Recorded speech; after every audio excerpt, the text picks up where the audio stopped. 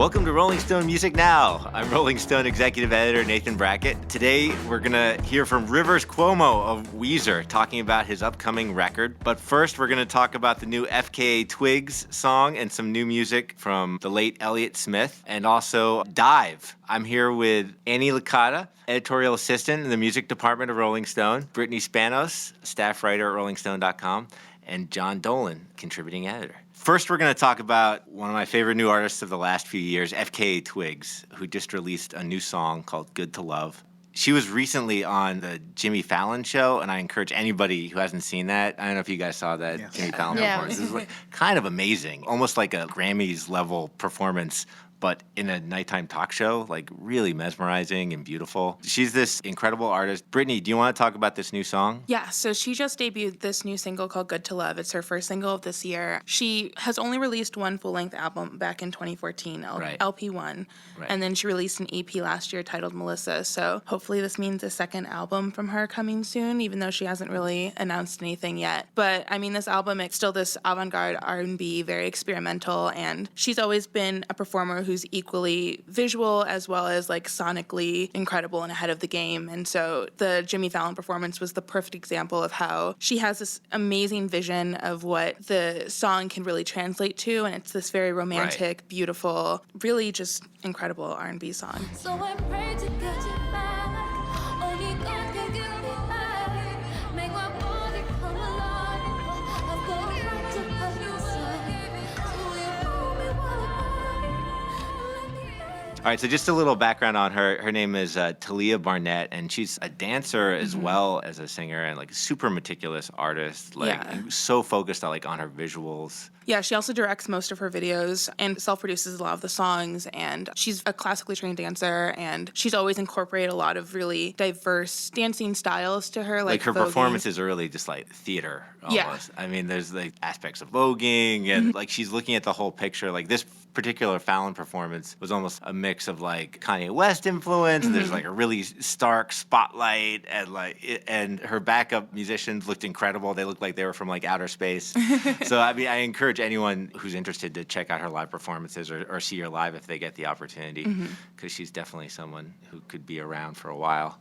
Yeah, this new song is interesting. It sort of suggests a little bit of a change or a move into sort of a bigger stage. And actually, the Fallon performance did too, where she took usually bands seem so crowded on those things, and she made it seem endless. Like, it did seem like, you're right, like in a stadium or like in a Grammys performance, something much more choreographed and sort of thought out than those things. This record, her other records have kind of been based around kind of a tension between this sort of glacial, dark, challenging dance music, not unlike, say, the artist Actress or James Blake, mixed with, like you say, R&B and sort of big ballads. This one leans more to the ballad. It's like the music doesn't kick in for about almost to the end of the song. It's really, I mean, it's just her and sort of some accompaniment, and it almost has the scope of an Adele or something. Like, it's a big song, you know? And her other songs have a grandiosity to them too, but there's also kind of this tension. In this one, the last minute of the song, you hear the beat come in, and you hear the song sort of either come together or disintegrate kind of at the same time a little bit. But it suggests maybe she's imagining a bigger stage for her music in a general sense, like she's making some kind of move. It'll be interesting to see what the next chapter is of this. Yeah, it definitely feels like this one's a little more about the tune. Most of her stuff before this has been really beautiful, but lots of synth washes and lots of focus on the atmosphere. And if this is a sign of where the new album's going, maybe it's like a slightly more melodic. But this one definitely builds to something big. Yeah. Annie, what do you think of the new FKA Twigs? I love her. She kind of reminded me of Madonna, the way that she was moving. When I saw Madonna a couple months ago, I mean, I know that's kind of a but both have like dance stretch, backgrounds. But just the way that she like moves her body, and for sure, even in some of her music videos from LP1, like the way that she contorts herself, it's so beautiful, and it's kind of like performance art. And I really like her. I'm excited to see what is coming. One to watch. All right, this is actually a special kind of extra vibey edition of what we're listening to. Like all the artists here, like kind of like some sort of like vibe atmosphere.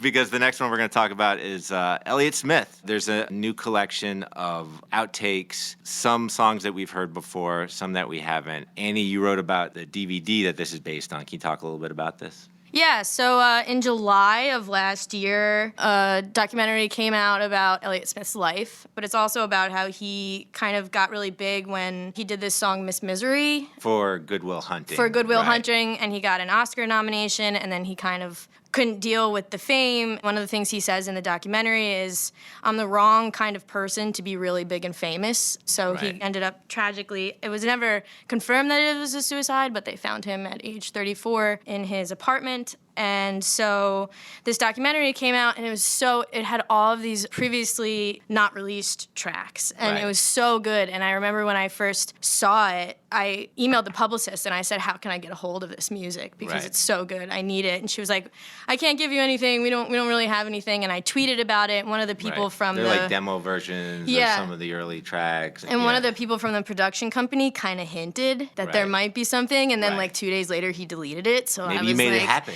So I was like, what's going on? Something might actually be happening. And then they released this album, which has 15 tracks that have never been released before. Right. Like you said, like some of them have been out before in different versions and finished versions, but there are a couple like brand new ones or new ones to listeners. One of them's called True Love. True love is a rose behind glass. It's locked and kept closed. Maybe just to me, 'cause my heart's been attacked. There's this part of this song that I love where he says the woman leaves and tells him that she's going to get cigarettes, and then she never comes back. And like some really dark stuff too. Yeah. He talks about like, going to rehab and just, he said, leave me a room where I can bleed. It's like, or that's not the exact lyric, but it's like. Well, he says, my heart's been attacked by tough love, and he stabbed himself in the chest. That's how he died. Yeah. I mean, like, I might feel old and cold. I mean, but it's the thing about him is it's heartbreakingly beautiful, the song itself. I mean, he just was so good at that. Right. And this album really like shows like just what an incredible musician he was. Like some of the instrumentals are so beautiful. Yeah, I think especially the untitled demos at the beginning, the untitled guitar finger picking and untitled melancholy songs show how incredible of a guitarist he really was. Right.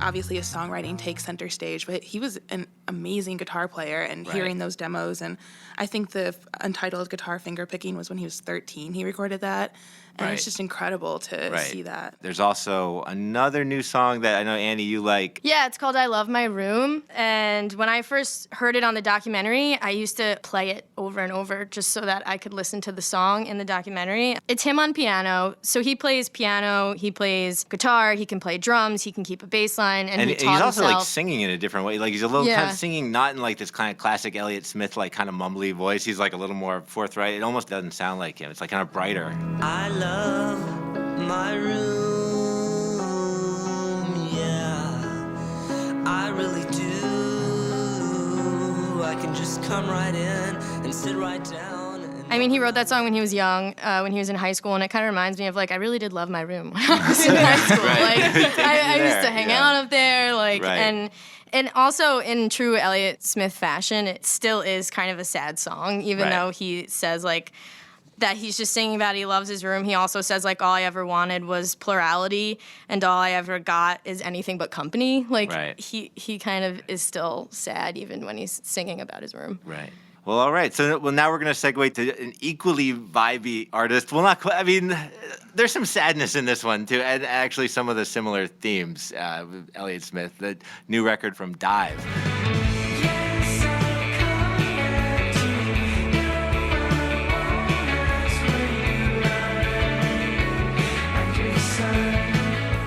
Jon, I know you're a fan of this one. I am a fan. It's DIIV, DIIV. It was called, you spell it the regular way, but it's after the Nirvana song.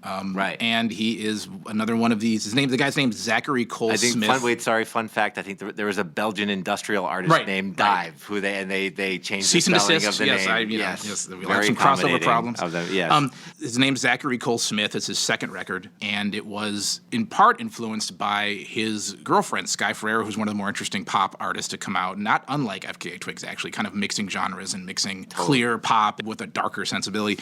And the way she listened to music and the way she listens to vocals, and he kind of talked about that a little bit in the piece he did with us. Another thing I like about him is he's arrogant, which you know, a lot of arrogant shoegaze guys, you know, it's like arrogant through my hair or whatever. It's like he's cocky. He's like, I'm really doing some interesting stuff on my, you know, with the guitar. It's funny because it sounds like, you know, old 90s rock, but it still sounds great. But it's just like, he's got like a hair metal guy inside him. Yeah, right. He's like, it's like I am like, yeah, like a bull god at, like, you know, looking at my shoes or whatever. He's like definitely like a, you know, sort of interesting copy and a really good record. Right. It's beautiful. Yeah. That one song, Out of Mind, is gorgeous.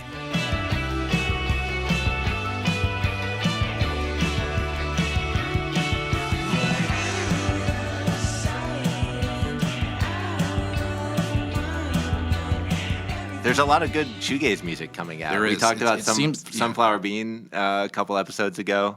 It seems like the shoegaze revival is always going away and always coming back at all times. There's just tons of good, loud guitar bands that sound like My Bloody Valentine. Don't look at the presidential candidates. Look at your shoes. Exactly.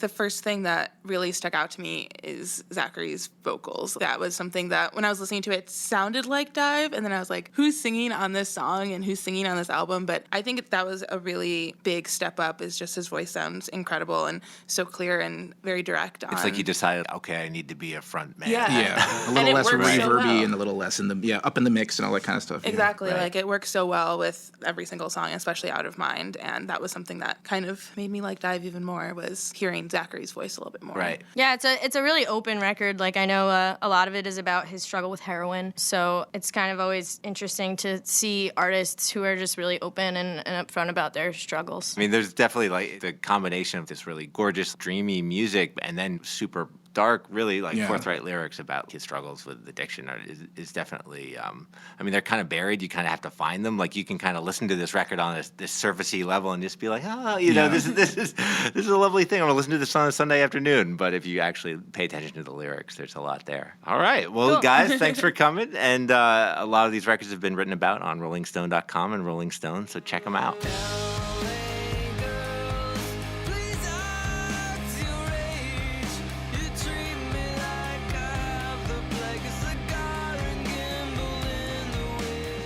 And we're back. I'm here with Associate Editor Andy Greene and Jon Dolan, our Record Reviews Editor and a contributing editor to the magazine. We're going to talk about the new Weezer album, which is coming out. Andy, help me out. It's coming out soon. For people listening in podcast land, it's coming out within a few weeks. I think it's coming out in March. That's April. Yeah. It's April. It's Thank you. Beginning of April. Thank you, Jon Dolan. Now that I'm editing the reviews, Someone I know has this to now. edit a Record Reviews That's right. here. Great It's coming out in April.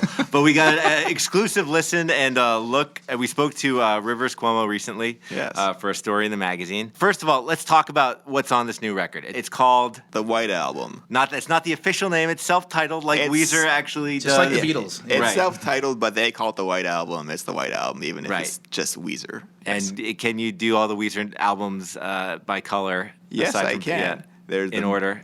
There's the Blue Album in '94, the Greene Album in 2000, the Red Album in 2009. I believe. Right? Yes, I 8? believe 9. Yeah, I think 9. It's almost every 7 years they do this. Right. That's roughly. So now- they're on a rough 7-year now schedule The White for Album the color albums. Okay. In 2016, they are starting to run out of colors, but this is the White Album. Right. Well, yeah, they might have to go to Like- burnt. Well, you got umber yellow or coming up, something. burnt orange, the burnt orange. Yeah, burnt exactly. orange Yeah. album. Yeah, yeah. So this is an up record. This is like kind of like the beachy record. Yes, right? this is their happy up record.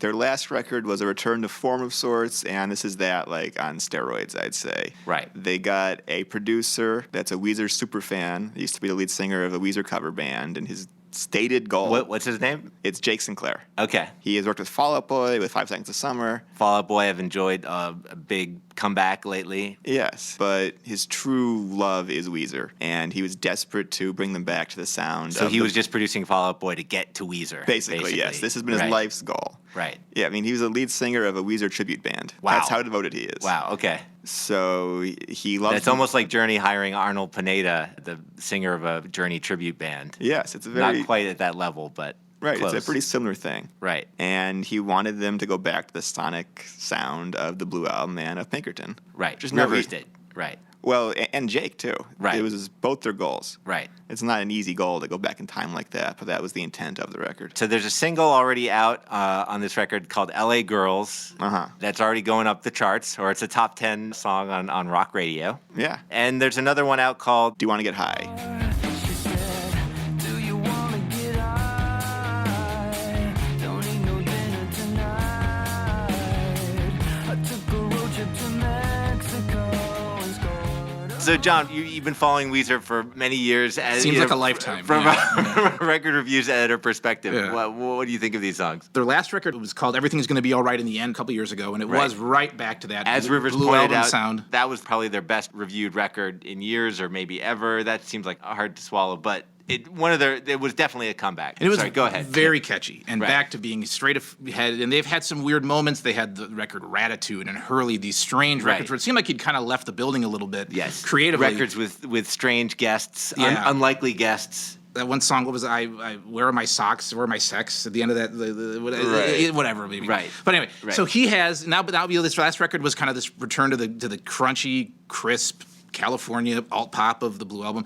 This one seems like the Blue Album and Pinkerton, but it seems like what's interesting about it is with Andy, we'll probably talk about this whole thing where he went on Tinder to kind of get lyrical topics. It seems like Pinkerton was extremely catchy, kind of about his tortured relationship to women and love and sex and things like that. And it was kind of this emo masterpiece. This time he's like got a good life. He's married and stuff, so he had to kind of outsource So let's back it. Like Rivers, he's married. He's got 2 young children. He's at this place where what is he? In his early 40s now. 42 or 3, He's right? 42 or 3. He had this kind of Eye of the Tiger moment here, kind of like Sylvester Stallone in Rocky 3, where he felt like he had to get back to the streets.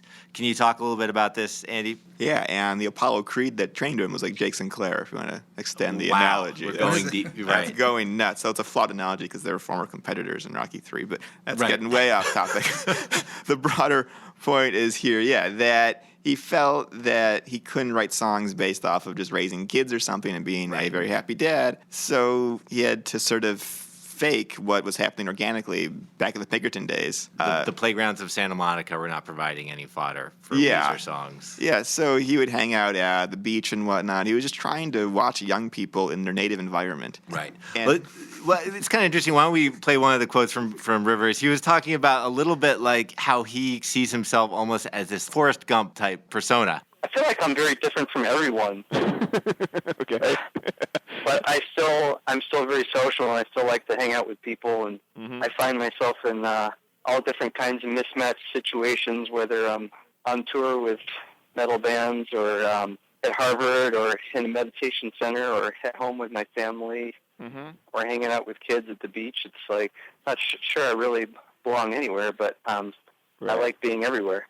So he's like almost a Zelig. Right. of And of I think rock. that's- I'm not sure if that works. Yeah, and he's self-aware. I mean, he's a weird guy, but he knows it. Right. And he's been weird from day one. And maybe that's what kind of age has brought to him in a sense that like he maybe back in the day, not to psychoanalyze him, but he might not have known what his kind of quirks were, and now maybe he does. So now we get to like he kind of made a conscious effort to get out there, and he talks a little bit about like kind of hanging out at Santa Monica. Yeah, I mean, he's been in California for his whole life, but he had to leave his house. He had to go somewhere, and he just started hanging out on the beach. He would bring his journal and just sort of just observe, He says he's like a scientist almost or something. Spend a lot of time in Santa Monica and Venice and the beach areas, and there's still a lot of freaky people here, and just wanted to capture that scene as much as I could. And that's probably one of the unique goals on the record, but of course there's always like the uplifting melodies, sing-along melodies, and the crunchy guitars and catchy songs. Right. And then the feel of a live rock band. So the most interesting thing, perhaps, in the way he found inspiration for this record, Andy, why don't you talk about what else he did to find inspiration for the White Album? He was in the studio, and he saw his producer, Jake Sinclair, go on Tinder to meet women, and he was like, wow, that's a pretty easy way to go meet strangers. And despite being happily married with 2 kids, he got Tinder on his phone. He has a profile he set up. He made sure to point out to you that this was only in a platonic sense. Yeah, it is the first use ever of Tinder not for sex. It's songwriting verify Tinder. that, It's a but great yeah, way to okay. meet people. It's a great way Right. to meet people. And his profile Right. says that he's not looking to hook up, Right. that he's looking for inspiration. Well, he actually talked about that. a Oh, little yeah, bit. sorry. Why don't we let him talk about why he got on Tinder. I'm just trying to get out there and mix it up and meet new people, have new experiences. I was on Tinder. I still am on Tinder, but my wife's cool. It says right on my description. I don't know if you can see it. I guess sometimes I'm trying to match with guys too, so you'd be able to see it. But right now, I think I'm just on girls. But it says like not looking to hook up. I'm just trying to have some new experiences and get some ideas for songs and live life, that sort of thing. And like these are the things I'm interested in. And I'm not super excited to talk to people who know that I'm in Weezer. It's a lot more exciting when I find people who are interested in me just because of who I am as a person. So I'm not like trumpeting the fact that I'm in Weezer. It's really great when I'm on tour because I can end up in Indianapolis or some city that I'm totally unfamiliar with and meet somebody through Tinder, and they can take me around and show me the city and the cool places to go. And something a lot of us didn't realize, Tinder can also be kind of a city travel guide. You know, maybe more people should be using it to meet people when they're in unfamiliar cities. Yeah, I just think of these Weezer fans that must see him on there, then they probably pretend that they've never heard of him, so they could go spend a whole day with him. I admire it, and he's honest about it. You know, I say go Rivers. It's absolutely. Well, we talked a little bit before about like how he seems a little more self-aware of why he's an unusual guy, and you talked about that. I don't know if my friends think of me as like contented. I don't know. I think of myself as like this. Half of me is like this impassive, fly-on-the-wall scientist guy that kind of creeps around the West Side like a ghost, observing everything that's going on, writing it all down in notebooks, and but not really participating. But then I also have this side that's like seeking and dissatisfied and trying to be successful or wants to work, that sort of thing. I don't know if any of that sounds like contentment. You guys ended the interview on a nice note. He talked about kind of where he thought he would be when he was a teenager. In fact, when I was a senior in high school, we one of the assignments was to lay out our life plan, and I said I would be a rock star until I was 40, and then, oh, wait a minute. What was it? Was it 40? I know it was rock star, classical composer, and then novelist, but I think then I was going to commit suicide at age 60, like Maude from Harold and Maude. Right, yeah. I think my psychology teacher was totally freaked out by that, and she said, you know, when you get to be that age, you might change your mind. Yeah, well, I'm sure by now that you've changed your mind on that, right? Oh, yeah. Yeah, I was just sort of interested to see how he envisioned the future of the band. The band was about so much about youthful energy when they started, and how do you age when you're in Weezer? I think that's been a problem they've been facing for a long time. Well, a lot of bands face, for sure. Yeah. But just so much of what fueled them early on was this sort of angsty, horny type thing that they had when they started. And when you're in your 40s, just where does that go? And I think they finally have found a way to sort of get to a place where they can be a mature Weezer, albeit a mature Weezer that goes on Tinder and meets strangers. And They're segueing smoothly into a midlife crisis. Yes. All right. And it's working. It's a very solid album, you know. Absolutely. And they're going on a big arena tour with Panic at the Disco this year. I mean, in a way, they've never been bigger. Yeah, though that feels a bit strange to me. I always think that's a different generation almost. I sort of wonder how that tour is going to even work. I feel so many Panic fans are really young.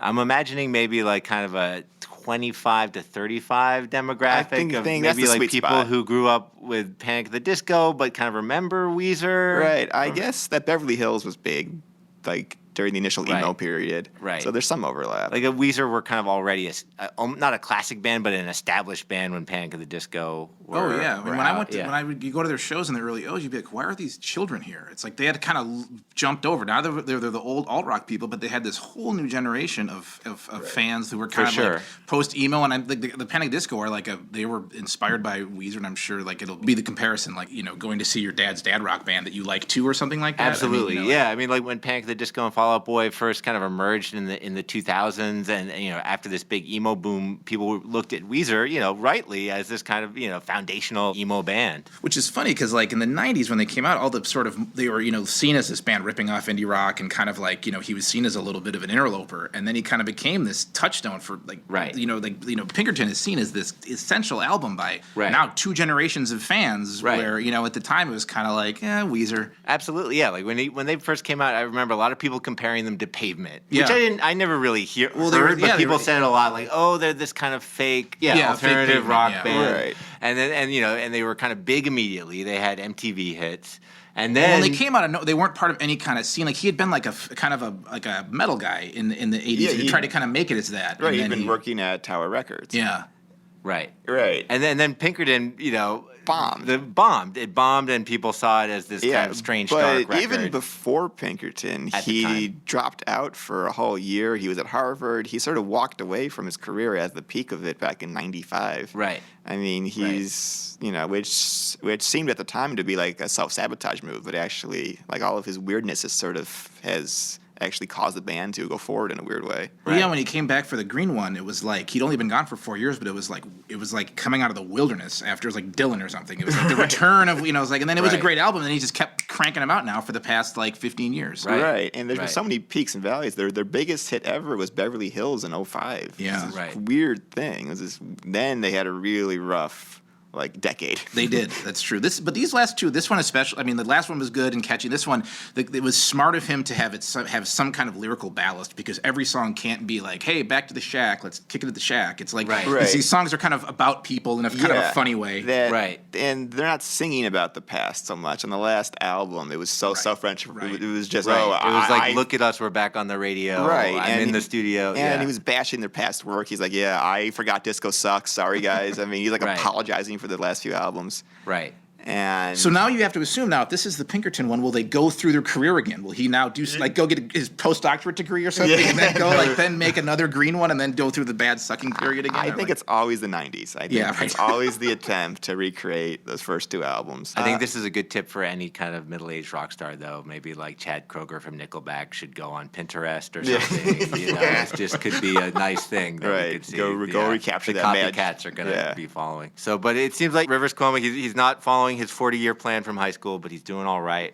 I think the future is bright. Yeah, and they'll be in the Hall of Fame soon, maybe. It's nuts. They're like a true classic rock band now. They've sort of crossed that threshold that it's no longer they're the old guys that are washed up. They are like these legends now in a weird way. Didn't he have some thoughts about that with you? Like the difference between rock and roll and the Rock and Roll Hall of Fame, and how he doesn't didn't he have like a bunch of thoughts about that as well? Yeah, he was telling me that he doesn't like rock and roll. He thinks that is like Chuck Berry and stuff that he thinks is dated. He thinks Weezer is a rock band. Yeah. And to him there's a huge difference between rock and roll and rock. Right. That's like a classicist definition of rock and roll, right? That people think of like 50s rock and roll as rock and roll. Yeah. And everything else is rock. Mm-hmm. Yeah. Intriguing man. All right, Andy Greene, Jon Dolan, thank you. Sure. You bet. I'm here with Jason Newman, news editor at rollingstone.com, with our Reader Mail segment. Jason, you recently worked on a piece with Flea of the Red Hot Chili Peppers. Yes.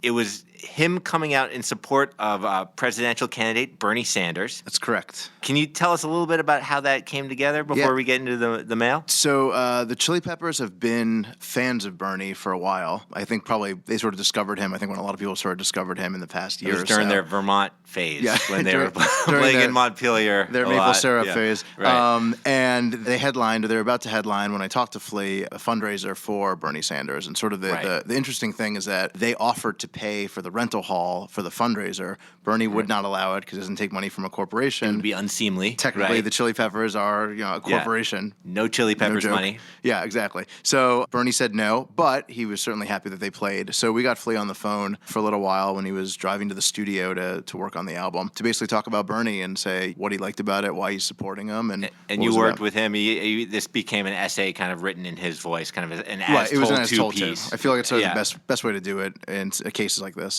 As often happens when musicians wade into politics, there were some strong reactions from our readers on either side. On either side. I thought it'd be universally loved. Universally loved. No. Well, there were both. There was some love and there was some non-love. Okay, let's get right into it.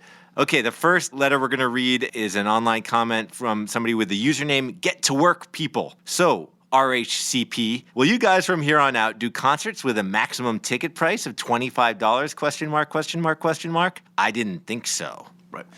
Is this unfair? Yeah, what's this? So the idea, I would guess, is that if you are supporting a avowed socialist, then that somehow correlates to changing the entire concert industry immediately. Oh, okay, I get it. And sort of then becoming right. like, and as Bernie would say, Bernie Sanders is not against making money. Right.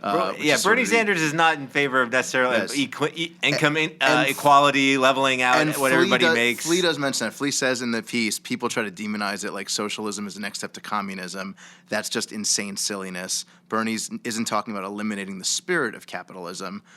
He's not trying to eliminate making something great of yourself and being part of the American dream. He wants to just level the playing field, as Flea says. That would be funny, though, if Bernie Sanders wanted every band to be like Fugazi and only charge $6 per ticket. If that was part of his platform at the Democratic National Bernie to Convention. have a pro-Fugazi platform with Ian MacKay as the vice president. We're going to talk to his people and see if we can get that. But anyway, I think that's probably not going to be very possible in terms of changing the entire concert industry, but it's an amenable goal. Get to work, people. Okay, next comment from a reader with the username New Day. Flea makes more than 99% of other bassists. His money should be taken and given to them. I don't know if there's much to say to that. I did not ask Flea if he was going to give his money to other bassists, so it didn't come up. But that's certainly, one interpretation of other bassists socialism. Are going to have to fend for themselves. Okay, and here's another letter from somebody named Man for the Times. Gotta love Flea, but I just don't get what makes his opinion so important. I would say Flea would agree with that. Flea told me, he's like, I am just one man. His exact quote was, I don't really care about politics or the political machine. I just care about this one particular candidate and what he can do for people. I think that's probably the most accurate one so far. Right. Can't dispute that. Man for the Times did not need to read that if he didn't want to. He is a man for the Times. So, Okay, this is from the username GS Rules. Okay, quote, the concept of human beings caring for one another holds great interest to me, unquote. He's quoting Flea here. Fascinating. How much in donations and help does he give those in need? Now, this is actually, you know what? I'm glad he asked that because Flea actually does do quite a bit of nonprofit work. He's got that music school. There's a benefit or a concert that he does annually, and he does work with them throughout the year. He's super involved. Very involved in it. And, I think the argument is that if you don't publicly say how much charity you're doing, that means you're doing nothing, which is probably not accurate. Right. Flea's actually building a school in one of the impoverished areas in Los Angeles, a music school. We didn't put this in the article, but he was saying that he's working on that. And that's a big cause for him, making sure that people who might not have access to music lessons in public schools because they've been cut because of budget cuts. Exactly. And just for the record, Chad Smith, the drummer for the Red Hot Chili Peppers, is very involved in Little Kids Rock, which is sort of bringing instruments to classrooms, and the Turnaround Arts program, which tries to fund lower income schools through arts education and give money to arts education. So there you go. Whatever you think about them, they are they're giving back. There you go. GS Rules. Okay. Yeah. All right. The last letter or comment is going to be from somebody with the username Gigolo Aunt. You're assuming that's his username and not his real name. And not actually a member of the Gigolo Aunts, popular 90s rock band. Exactly right. It could be a juggalo. For all it could be a juggalo. Yeah, okay, just a simple sentence. Make an album, goddammit. Exclamation point, exclamation point, exclamation point. They actually are making an album. That's a fair trenchant point. They are. They're in the, Anthony Kiedis was quoted about 2 or 3 weeks ago as saying they were sort of in the final stages, but for them that could be a little while. Right. But they are in the recording process. It sounds like it's looking good for this year. Looking good it's the speculation will be sometime, this year. So I think that's probably, that one will probably get his wish. That person will get his wish. As far as the Gigolo Aunts go, though, I don't know. The Red Hot Chili Peppers are very popular among ants who prostitute themselves. So it's the whole Gigolo ant community is waiting for this album. Take that, Gigolo Aunt. Okay. Jason Newman, thanks so much as always. Thank you. And that's all for Rolling Stone Music Now. You can read all of Flea's essay about why he supports Bernie Sanders and also about the new Weezer album and everything else we've talked about today on rollingstone.com or in Rolling Stone.